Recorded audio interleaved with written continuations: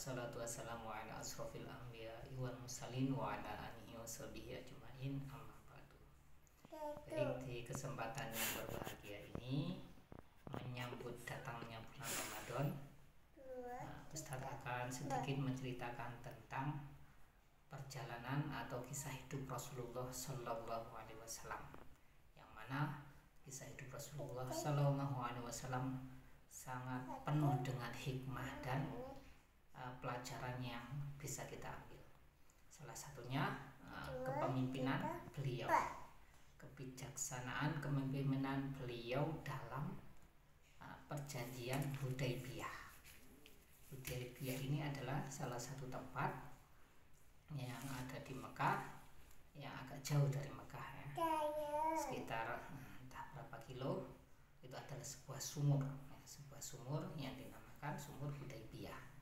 Nah, di sana ketika itu Rasulullah Shallallahu Alaihi Wasallam bersama sahabat-sahabatnya ingin pergi ke Mekah untuk melaksanakan tawaf atau ibadah umroh ke Mekah.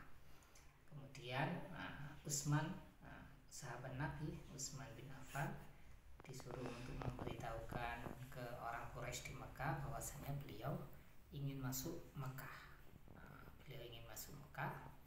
Kemudian ketika Utsman ke sana, tiba-tiba ditangkap oleh kaum Quraisy, karena kaum Quraisy memang sangat membenci Nabi ketika itu. Memang Islam masih sedikit ya, belum tersebar. Orang Quraisy menangkap Utsman, kemudian para orang Islam marah karena sudah mulai banyak ya orang Islam itu marah, takut terjadi hal-hal yang tidak diinginkan.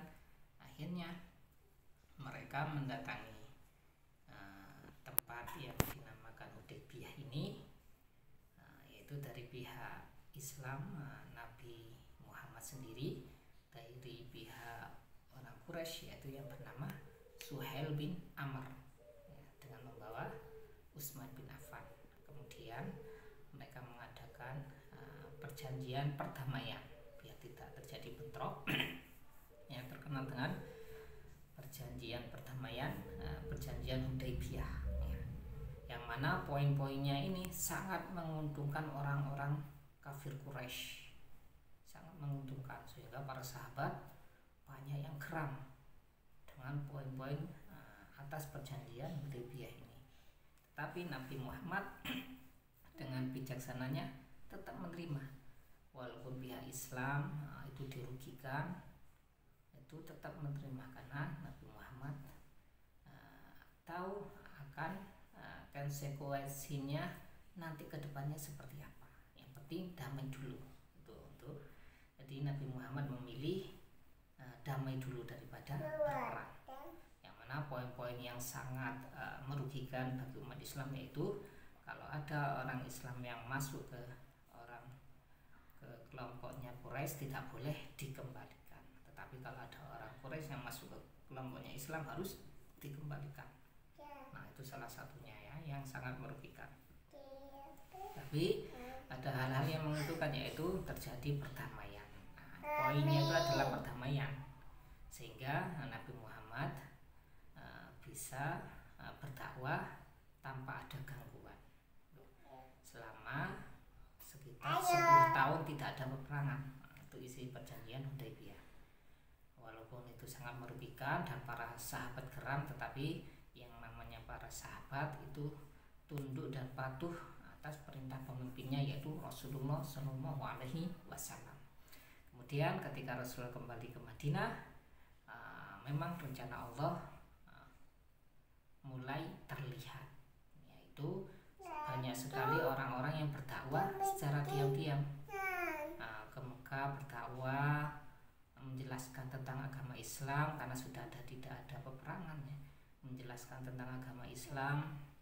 Kemudian ya, banyak orang yang mulai yakin tentang agama Islam walaupun masih belum berani menyatakan keislamannya. Itu sudah mulai banyak ya, orang-orang di Mekah itu sudah mulai mempercayai agama Islam, yang mana agama yang memang paling benar, memang agama yang benar, memang agama yang akhirnya puncaknya ya, setelah sekian lama mereka yang melanggar perjanjian itu, mereka yang menyulut permusuhan, sehingga akhirnya Nabi Muhammad ketika masuk ke Mekah banyak berbondong-bondonglah orang-orang masuk Islam.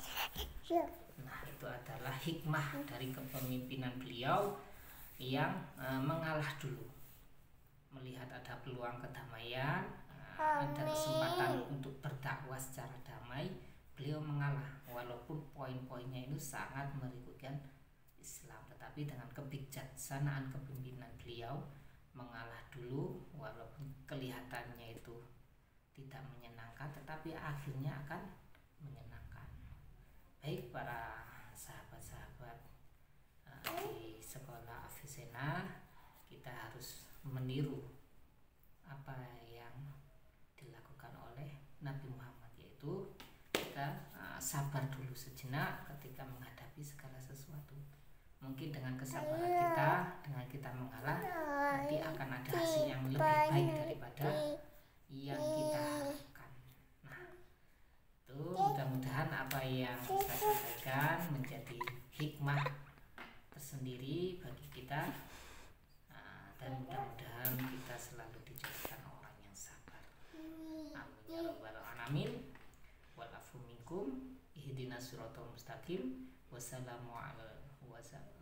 Wassalamualaikum warahmatullahi wabarakatuh.